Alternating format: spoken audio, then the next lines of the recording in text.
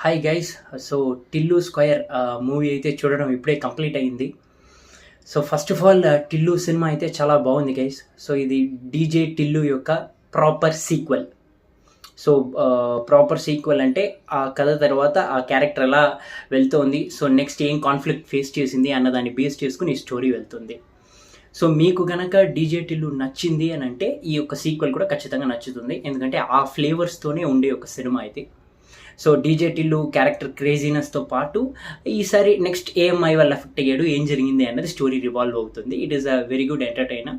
So first half కూడా full fun వెళ్ళింది, second half fun plus climax అని చెప్పి బాగా వెళ్ళింది.